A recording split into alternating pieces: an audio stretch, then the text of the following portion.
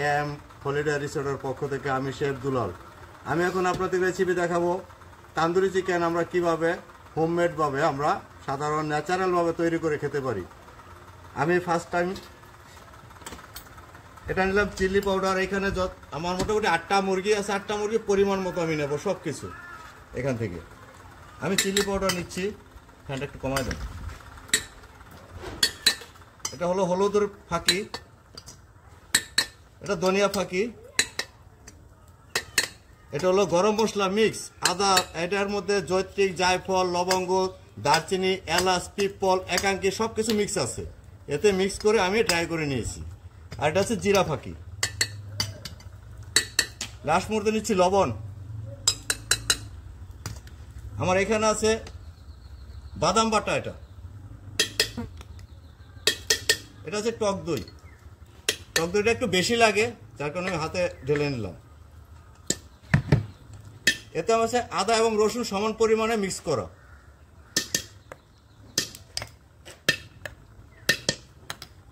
এবার আমার এখানে মোটামুটি 2টা লেমন প্রয়োজন, আমি 2টা লেমন নিয়ে নিচ্ছি।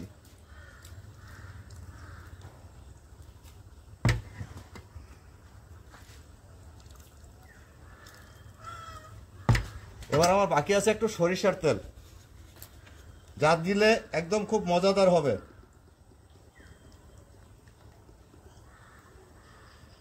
এটা আমাদের হাতের সরিষার তেল, গানি থেকে ভাঙানো একদম পিওর সরিষার তেল। আমি সব একসাথে একটু মিক্স করে নিচ্ছি।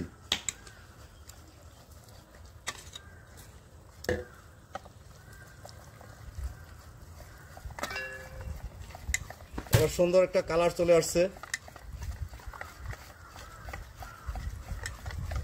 এবার এই মশলাটা সম্পূর্ণ আমি এর মধ্যে দিয়ে দিলাম।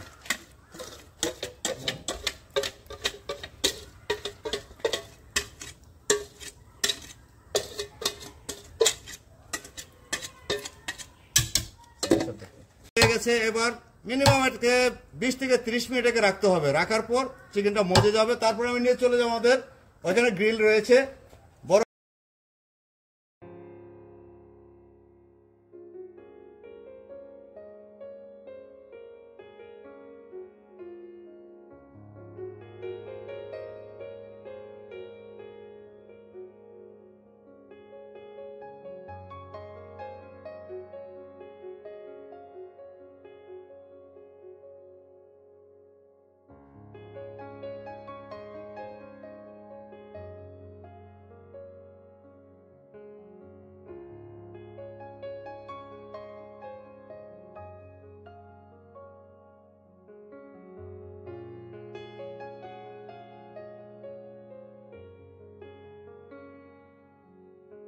কয়লা দিয়ে আছে, বিশাল বড় একটা গ্রিল আছে আমাদের।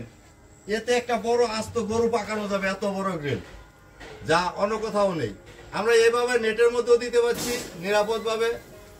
আবার ঠিক এটাকে যেহেতু আমার গ্রিলটা একদম পরিষ্কার ফ্রেশ, এতে আমি সরাসরি দিতে পারছি আমার জিনিসটা পাকানোর জন্য।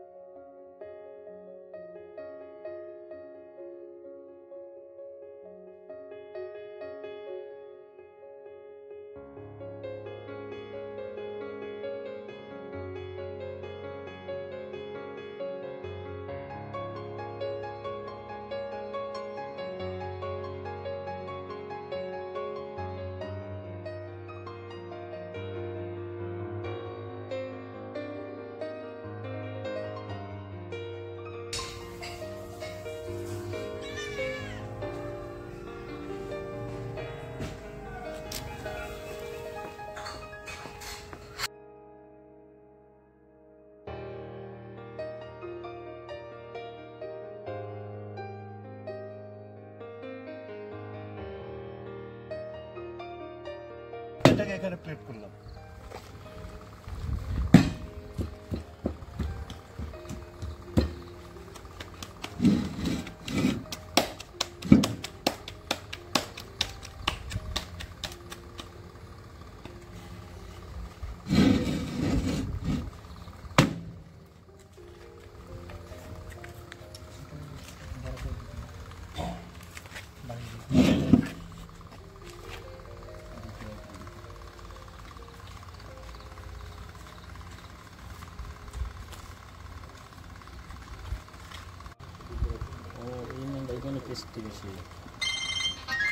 এটাকে আমি এবার 50% হওয়ার পর এটাকে মুভ করে দিচ্ছি।